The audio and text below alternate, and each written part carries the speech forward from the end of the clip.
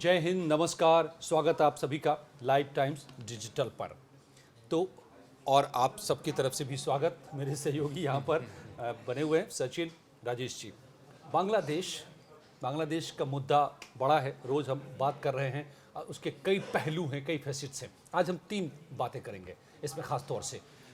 सचिन हमें बताएंगे कि किस तरीके से देखिए आतंकी को अब भारत में बांग्लादेश के रास्ते, और वो भी कहाँ से, अलकायदा तक से, जो आप बता रहे थे, भेजने तक की तैयारी बड़े पैमाने पर हो रही है। जो हम लगातार आपको बता रहे हैं वो बातें सच होती नजर आ रही है कि चाहे वो ब्रदरहुड की बात हो या डीप स्टेट की जो बात हमने की थी, और कैसे बड़े बड़े प्लेयर्स पाकिस्तान समेत एक्टिव हैं। तो ये समझाएंगे फिर आज कि उसमें क्या डेवलपमेंट हुआ है। लेकिन साथ ही ये भी बताएंगे कि चीन जो कर रहा है इस सब के पीछे, बांग्लादेश को मोहरा बना रहा है अपना, तो आखिर चीन चाह क्या रहा है, इसके बांग्लादेश के रास्ते चीन क्या मकसद साधने की कोशिश कर रहा है। और हम ये भी समझने की कोशिश करेंगे कि भारत कैसे बिना एक गोली दागे बांग्लादेश को तबाह कर सकता है, बर्बाद कर दे सकता है, घुटनों पर ला सकता है। आज हम आपको ये समझा देंगे। तो आइए शुरू करते हैं। सचिन, जरा बताइए कि ये आतंक वाला खेल क्या शुरू किया है अब बांग्लादेश ने, जो काम पाकिस्तान अब तक कर रहा था। हम लोग अभी बात कर ही रहे थे। अभी 2-3 दिन हम लोगों ने इसी बारे में बात की कि किस तरीके से पाकिस्तान और चाइना दोनों मिलके बांग्लादेश को ये सपोर्ट कर रहे हैं, और ख़ास तौर से पाकिस्तान में अलकायदा भी है, आईएसआई भी है। और अब वो लोग क्या कर रहे हैं कि अपने एजेंट्स पाकिस्तान से मतलब बांग्लादेश आतंकी सीधे कह लीजिए, सरल शब्दों में आतंकी भेज रहे हैं। हाँ। अभी आज असम एसटीएफ ने एक केरल से 8 आतंकियों को गिरफ्तार किया है। उसमें एक बांग्लादेशी नागरिक भी है, और ये माना जा रहा है कि उसका कनेक्शन अलकायदा से है। वो लोग अपने स्लीपर सेल जो इंडिया में है उनको एक्टिवेट करने के कोशिश में है, और ये शायद जो पकड़े गए हैं ये इसी मकसद से आए थे। उसी मकसद से आए थे। और उनसे पूछताछ में उनको ये पता चला है कि उनके जो टारगेट्स थे वो आरएसएस और हिंदू संगठन उनके टारगेट पर थे। तो ये मतलब अब देख लीजिए कि जो कुछ अभी तक सारी इवेंट्स हुई हैं उसका जो लबो-लुबाब था वो ये था, उसका परिणाम जो अब भुगतने को तो जाहिर है कि पड़ेगा। साफ तौर पे पाकिस्तान जो अब तक करता रहा था, यकीन मानिए कि आतंकियों का लॉन्च पैड उसने बना रखा था, जहां जाकर के भारत ने गोले दागे थे और तबाह किया था। ये भी हमने देखा था सर्जिकल स्ट्राइक के जरिए। ये अब बांग्लादेश के रास्ते वो पाकिस्तान, वही आईएसआई और पाकिस्तान की आर्मी, और साथ में लॉन्च पैड वाली जो बात की थी हम लोग, बिल्कुल, तो बांग्लादेश को आतंकियों का फिर से एक बार लॉन्च पैड बनाने की पूरी तैयारी हो चुकी है, और उस पर अमल भी ला रहे हैं। कट्टरपंथी ये वो करेंगे, यही सब करेंगे, इसीलिए बांग्लादेश को मोहरा बनाया जा रहा है। और ये भी हम आपको बताने जा रहे हैं, याद रखिएगा, कि कैसे हम बिना कुछ किए, बिना एक भी बम छोड़े, गोले दागे या फिर गोली चलाए, कैसे बांग्लादेश को तबाह कर सकते हैं। इकॉनमी के रास्ते हम इस पर आएंगे। लेकिन एक चीज़ बताइए राजेश जी, आप तो इंटरनेशनल पॉलिटिक्स पर भी नज़र बनाए रखते हैं। ये चीन जो इतना एक्टिव हो गया है, ये बात तो समझ में आती है कि ठीक है, भारत से दुश्मनी साधनी है तो मोहरा मिल गया उसको, लेकिन वो हासिल क्या करना चाह रहा है। देखिए, यहाँ पर एक बड़ी खास बात ये है कि चीन ईरान के रास्ते पर चल रहा है। मैं यहाँ पर आपको बताना ये चाहता हूँ कि ईरान जाना जाता है, ईरान एक ऐसा देश है जो अपनी लड़ाई खुद नहीं लड़ता है, वो प्रॉक्सीज के सहारे लड़ता है। अब वो प्रॉक्सीज कौन है? तो हमास है, हिजबुल्लाह है, फिलिस्तीन में हमास, लेबनान से हिजबुल्लाह, इराक में आतंकवादियों का गुट है, सीरिया में ऐसे गुट थे, आतंकवादियों के गुट थे, हूती, तो ईरान हुथीज, यमन के हुथीज। तो ईरान अपनी इसी स्ट्रेटजी के लिए जाना जाता है, और जो दादागिरी वो मिडिल ईस्ट में और वेस्ट एशिया में करना चाहता है, तो वो अपने गोले खुद नहीं दागता है, वो अपने आर्म्स एंड एमुनेशंस, अपने मिसाइल्स वो इन प्रॉक्सीज को देता है, और इनके सहारे वो इजराइल पे टारगेट करता है, या अमेरिकन इंटरेस्ट जहां भी है वहां वो टारगेट करता है।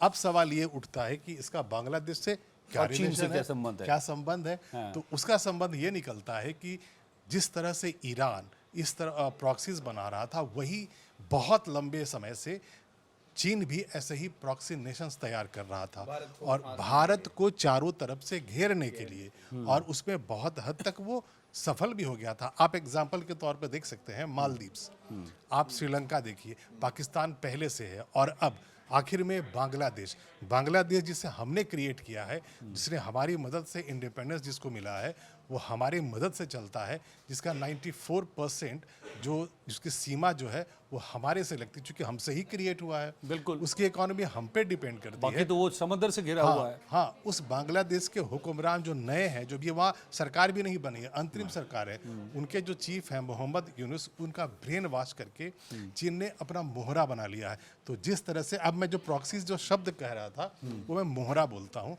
तो जिस तरह से ईरान ने अपने मोहरे खड़ा कर रखे थे, वही भारत को घेरने के लिए चीन कर चीन रहा ने है। बहुत सारे मोहरे खड़े किए। और एक उसमें नेपाल को भी शामिल कर सकते नेपाल हैं भी हम। है, नेपाल भी है। और अब जो नया मोहरा बना है वो बांग्लादेश है। अब इस बांग्लादेश जो नया मोहरे को भारत कैसे सीधा करेगा, ये तो सचिन मुझे तो लगता है, बहुत पता है, बढ़िया मुझे लगता है इसमें मैं ये ऐड कर दूं कि उन मोहरों का मुझे भविष्य दिखाई दे रहा है, वही भविष्य जो हमास का हुआ है, जो इस्राएल ने अभी हिजबुल्लाह कर का रखा हुआ है, है, जो जो इजराइल ने कर अभी वो हम भी कर देंगे। सफाया कर दिया है, नेस्त नाबूद कर दिया है। पाकिस्तान में सर्जिकल स्ट्राइक कर सकते हैं, तो सीधा- वहाँ भी कर हम भी सकते कर हैं। सीधा चीन इसके पीछे है। चीन को केवल कब्जे में लेना है, कर्ज देता है, कर्जदार बनाता है, अपने कब्जे में लेता है, और उसके बाद उनके एरिया में जो वो खुद करना चाहता है वो करना चाहिए। वो हम जानते हैं कि भाई वो इंडिया लॉक्ड कहा जाता है बांग्लादेश को, तीन तरफ से तो इंडिया से है, घिरा हुआ है। जो क्रिएट ही यहीं से हुआ है, तो obviously 94% बॉर्डर वो शेयर करता है हमसे, हमारे देश का हिस्सा रहा है। 4,500 किलोमीटर की जो बॉर्डर जो है वो हमारे से जुड़ा तो हुआ है। चीन के पास केवल एक बचता है बंगाल की खाड़ी वाला इलाका, कि उधर से भाई वो आए और उस पर अपनी अब इसमें देखिए अहम बात ये भी है कि ये तो देखिए अगर यही हाल रहा, न चीन का कुछ जा रहा है न पाकिस्तान का कुछ जा रहा है, वो मोहरा बना रहे जाएगा हैं, बांग्लादेश तबाही का आएगी ही। तो बांग्लादेश की तबाही जाएगा तो आएगी। बांग्लादेश भारत का ही अगर जाएगा। अपना रैथ दिखाएगा, अपना कहर अगर कभी बरपाने की नौबत आ ही गई, नहीं बाज आया, तो फिर बांग्लादेश पर बर पाएगा।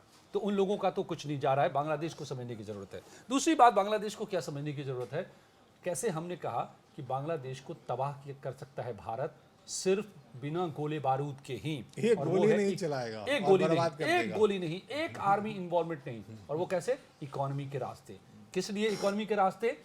क्योंकि बांग्लादेश और भारत के बीच में जो इकोनॉमिक रिलेशनशिप है उसका भी करीब करीब 90% भारत के साथ ही ट्रेड है। चावल, मतलब यूं गेहूं, समझिए, सब कुछ सब पेट्रोलियम कुछ हम ही तो देते हैं, 16 हम ही बिलियन बेचते हैं डॉलर वहाँ का से। है ट्रेड और भारत वो भी शेख हसीना के टाइम पे हुआ ये सब, इससे पहले तो नहीं होता था, लेकिन शेख हसीना के टाइम पे जब सरकार बनी उसकी, तब इंडिया के साथ उसका ट्रीटीज हुई हैं, तो वही रिलेशन है जो अभी तक वो बचा हुआ है। बिल्कुल। बहुत सारा हम लोग और जो तरक्की करने लगा था काफी रफ्तार से, जीडीपी उसकी 8% से ज्यादा रही है ग्रोथ लगातार पिछले सालों में। पिछले अगस्त से लेके जब से सरकार बनी है उसकी 4 महीने में, सिर्फ सिर्फ 4 महीने में उसकी जीडीपी 2 लाख करोड़ घट करोड़ गई है। करोड़ नीचे जा घट चुकी गई है। है। और क्यों? 4% इसको समझिए, भारत और बांग्लादेश साउथ एशिया में सबसे ज़्यादा जो अगर ये है भारत का किसी के साथ व्यापार है तो वो है बांग्लादेश के साथ। कितने? 16 बिलियन डॉलर का सालाना। उसमें से 2 बिलियन डॉलर के बराबर भारत आयात करता है बांग्लादेश से, और 14 बिलियन डॉलर का एक्सपोर्ट करता है बांग्लादेश को। अब इसका मतलब समझिए, ये नहीं कि व्यापार खत्म हो गया तो हमारा नुकसान होगा, हम तो भरपाई कर लेंगे, बहुत बड़े मुल्क हैं हम, नेशन ढूंढ लेंगे, ढूंढ वहाँ लेंगे। export लेकिन कर बांग्लादेश का लेंगे। क्या होगा? उसके यहाँ कपास से लेकर जो कपड़ा उद्योग की बात है, 40% जो हम कपास का जो उपज करते हैं, जितना परसेंटेज हम कपास को प्रोडक्शन देते हैं, उसका 40% हम सिर्फ बांग्लादेश को देते हैं। और इसके तो क्या आप- मतलब है? हाँ, ये भी कपड़ा बड़ी उद्योग। बात है। और उसका कपड़ा उद्योग लगातार तरक्की कर रहा था, लेकिन अब क्या होगा अगर हम नहीं देंगे तो? जो आप कह रहे हैं, एकमात्र उद्योग ऐसा है वहाँ पर, वो है कॉटन इंडस्ट्री, जिसकी दुनिया लोहा मानती है। पूरी दुनिया में एक्सपोर्ट करता है बांग्लादेश, बड़े उम्दे कपड़े बनाते हैं, हम भी इंपोर्ट करते हैं। अगर कपास जाना बंद हुआ भारत से तो वो कपड़ा उद्योग तबाह हो जाएगा।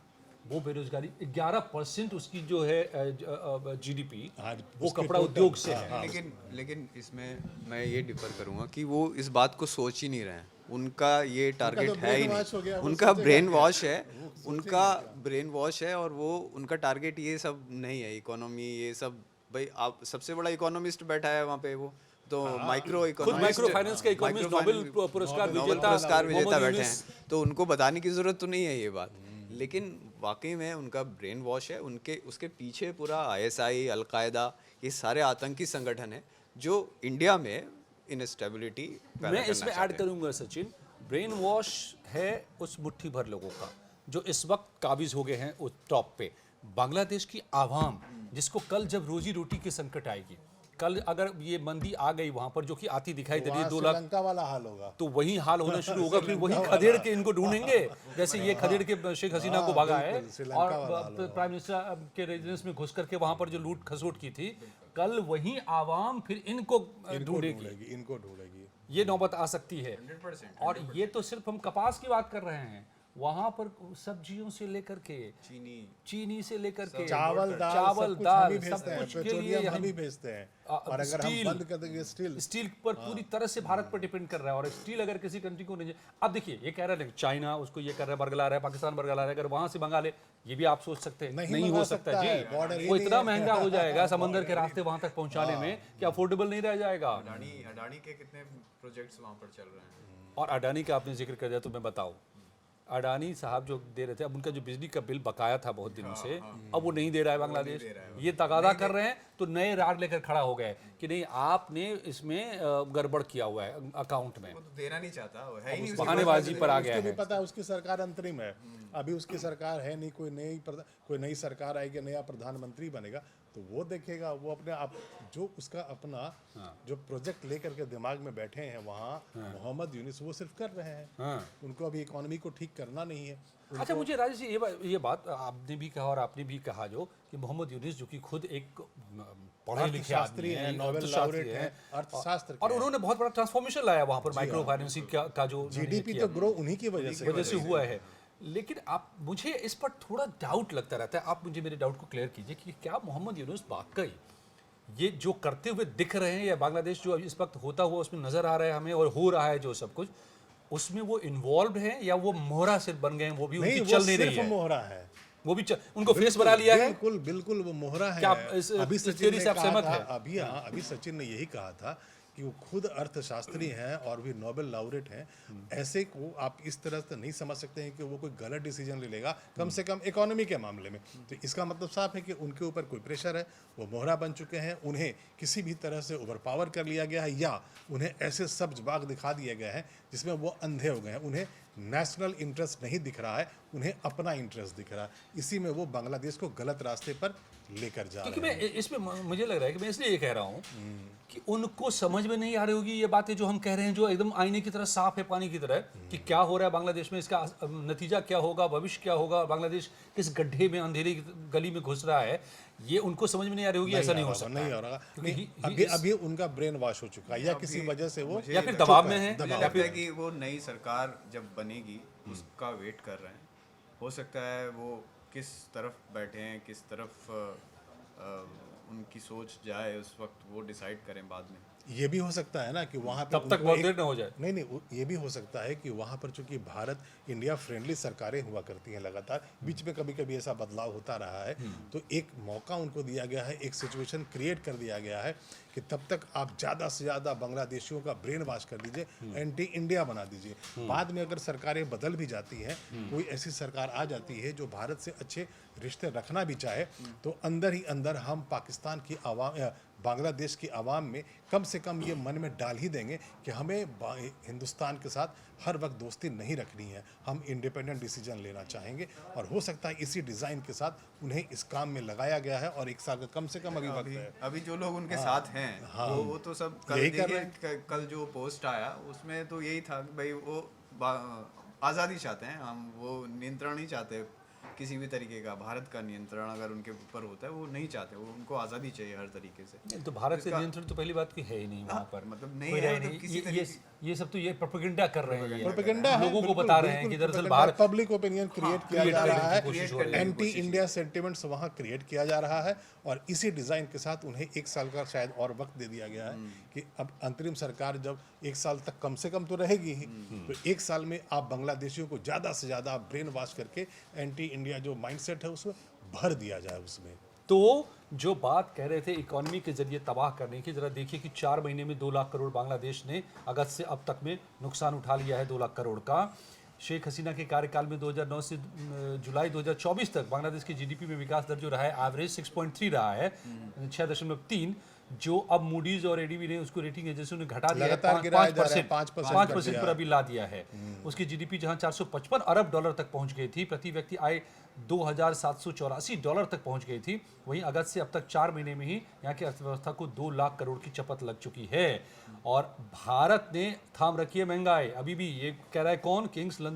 किंग्स कॉलेज लंदन ने अंतर्राष्ट्रीय मामलों के प्रोफेसर हर्ष पंत का कहना है कि बांग्लादेश की महंगाई को भारत ने ही अभी भी थाम रखा है। सप्लाई बंद कर सप्लाई देंगे। जिस दिन बंद उस दिन वहां पर आग लग जाएगी जनाब, आग लग जाएगी वहां पर। चीजें इतनी महंगी होंगी कि वहां के लोगों के लिए अफोर्डेबल नहीं रह जाएगी, खाना पीना और बाकी सारी इकोनॉमिक एक्टिविटीज सब कुछ ठप। इसीलिए हम कह रहे हैं कि बांग्लादेश को अकल आ जाए वक्त रहते, वरना अगर भारत ने मुट्ठी बंद किए जिस दिन, हो गया बांग्लादेश तबाह। देखिए क्या होता है और क्या क्या कर रहा है वहाँ पर। और ये जो आत्महत्या वाली सेल्फ डिस्ट्रक्शन वाला जो अभी फेज उसका चल रहा है, वो कब खत्म होता है और लेकिन जब तक ये चल रहा है तब तक आगे वो कर क्या क्या रहा है हम आपको बताते रहेंगे। आप नज़र बनाए रखिए लाइव टाइम्स डिजिटल पर। बहुत बहुत धन्यवाद दोस्तों। लाइक कीजिए, सब्सक्राइब कीजिए चैनल को, शेयर कीजिए और अपने कमेंट्स हमें ज़रूर बताइए। और आप भी ये भी बताइए कि आप बांग्लादेश के इन हालातों के बारे में या फिर किसी भी मुद्दे पर क्या हमसे समझना चाह रहे हैं, जानना चाह रहे हैं। बहुत बहुत शुक्रिया आपसे जुड़ने के लिए। धन्यवाद। धन्यवाद।